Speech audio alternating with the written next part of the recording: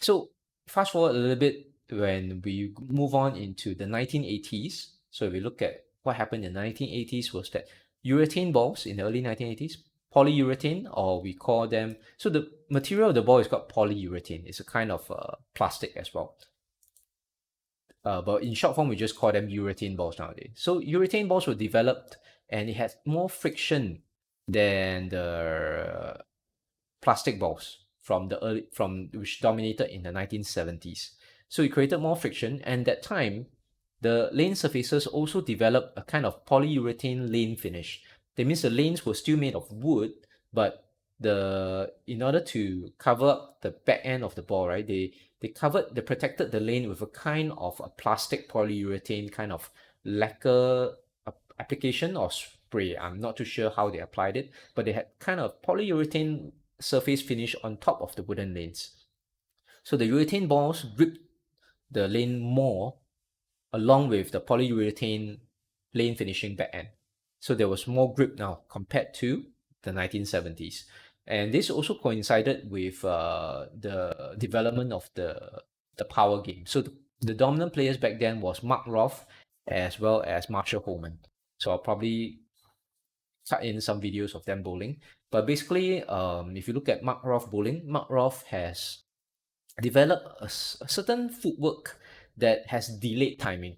That means his feet is that means his sliding feet will actually stop at the foul line even before the ball and his swing has reached the lower point.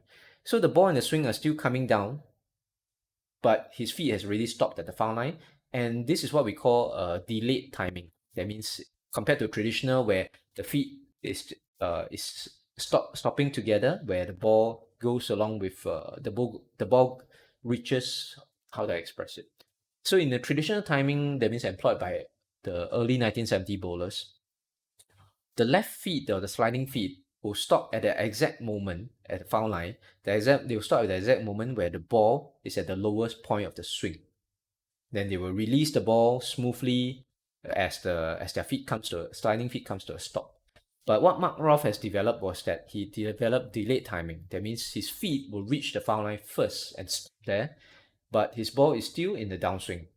So this gives him time. This is his body time to manipulate his hand to go underneath the ball and to really hit up on the ball to create a lot of revolutions and power during the release.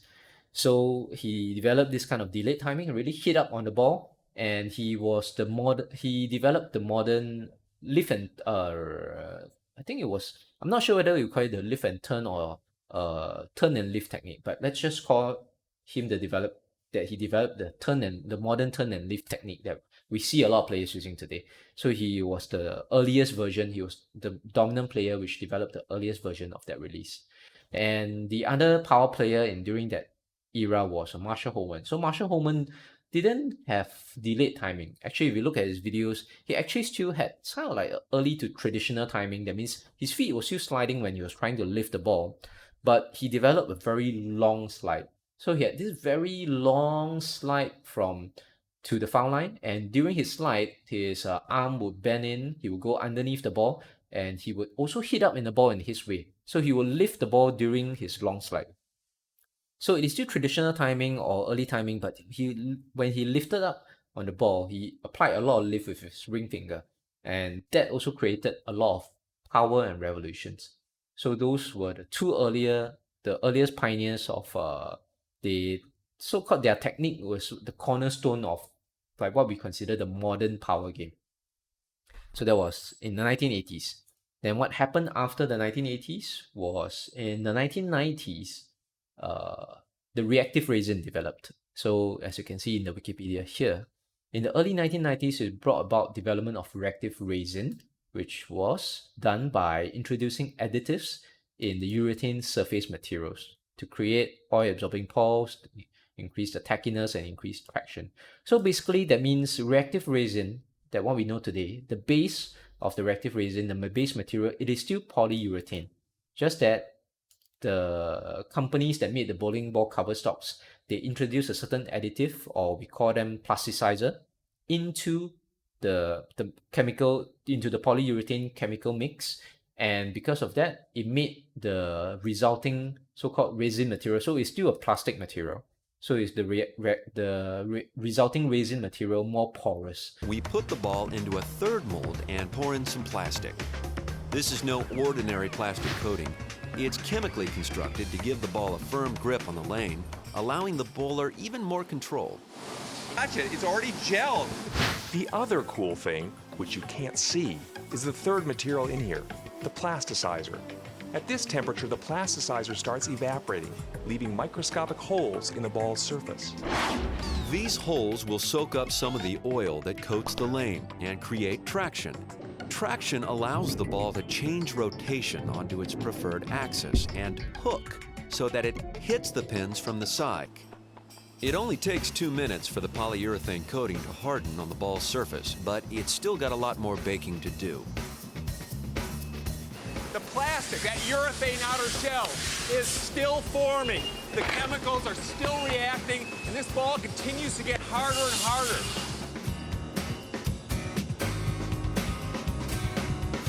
In the oven, the veneer cooks and the plasticizer continues evaporating to achieve the right porosity. In this case, the more porous it is, the better the performance. So this porosity increased the friction, the amount of friction that you can generate on the lane.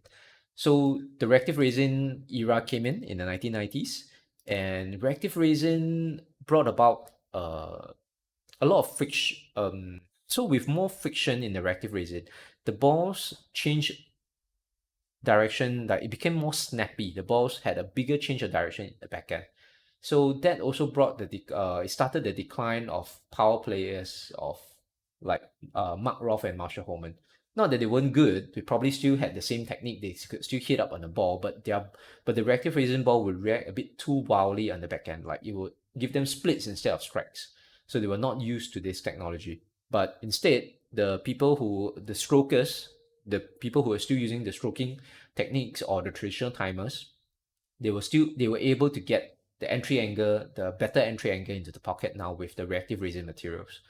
So that brought about the next change in the next change in bowling ball styles, bowling styles.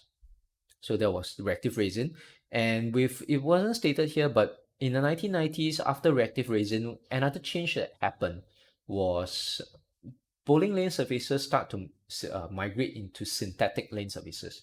So from wooden lane surfaces, the synthetic lane surface was developed, and a lot of bowling centers actually changed over to synthetic lanes because the sales pitch back then was that synthetic lanes lasted a lot longer because they are synthetic, made of plastic. They're a lot harder material, so it lasted longer. The maintenance fees for your bowling center will be less, and then that was the main sales pitch that made it very attractive for a lot of bowling centers to put synthetic lanes into their bowling alleys. So when synthetic lanes became dominant, what happened to the bowling ball reactions was that because synthetic lanes were no longer like wood, they were not porous. So when you apply oil on it, the balls would have a big skid. So it would skid through the fronts a lot, much better than on wooden lane surfaces. And if you had a very clean back end, your ball would retain energy all the way, and when you hit the back end, it would snap. So you have a big change in direction. So there was the evolution of lane surfaces from wooden lanes to synthetic lanes. So that also caused like the bowling ball shape down the lane to change as well. So what this brought about was that players who had more turn in their styles, more turn in their techniques, was actually sort of like somewhat more effective. That means they didn't need as much lift, but they needed a bit more turn to like have the ball maintain the energy, the ball turn and rev up, but not pick up early, so it skids down the lane. And when it hits the back end, the turn is going to create the change in direction. Of course, players who primarily use lift were still effective. That means because if you lifted the ball would still skid through the front because of the synthetic lane surface and the oil. And once it hit the back end, when the back end was drier, less oil, it would go into the pocket based on the lift. So this was the era where there were a lot of styles which were very effective. So it was the era where Chris Barnes started to debut, and you see players like Rhino Page, Jason Couch, and so other players. So basically, if you look at Jason Couch was what we call a cranker back then, because Jason Couch had very actually almost late timing. His feet will like stop at the foul line very early, while his ball is still way like halfway in the downswing. And because of that big delay in the timing, he could really hit up on the ball and crank the ball a lot. So that was the pinnacle of like a power player. Have a very late timing, so that you have a lot of time for your hand to go underneath the ball to do a lot of things to manipulate the bowling ball roll, as well as get the power, get the revolutions. But other players, which had the turn and lifters. So the turn and lift technique was employed by players like Chris Barnes and Pete Weber. If you look at it, if I show videos of that, we can study them. They will basically have a big slide, and during their slide, they would turn their hand during the ball when the ball is near the bottom of their swing. They will actually turn their hand first, so they will turn, and then when the ball is exactly at the bottom of their swing, they would follow through and lift up the ball. So they will lift up the ball while their hand is practically like at the side of the ball. But then this technique actually created a fair amount of lift because they're still lifting it, but at the same time it also created turn. So they were the turn and lifters. So the turn and lifters had the advantage of being able to create the turn to make the ball skid down the lane, but they also had the lift to make the ball once the ball hit the drier part of the lane for the ball to come off the dry part and enter into the pocket at a good entry angle, which gave them a lot of strikes. So, but the 1990s was a time where many players with many different styles was still successful. Like Walter Ray Williams was still very successful in the 1990s. Norm Duke, with his very diverse styles, he can play a lot of different styles. He was still very successful. Pete Weber was very successful. Chris Barnes was very successful. Jason Couch had success.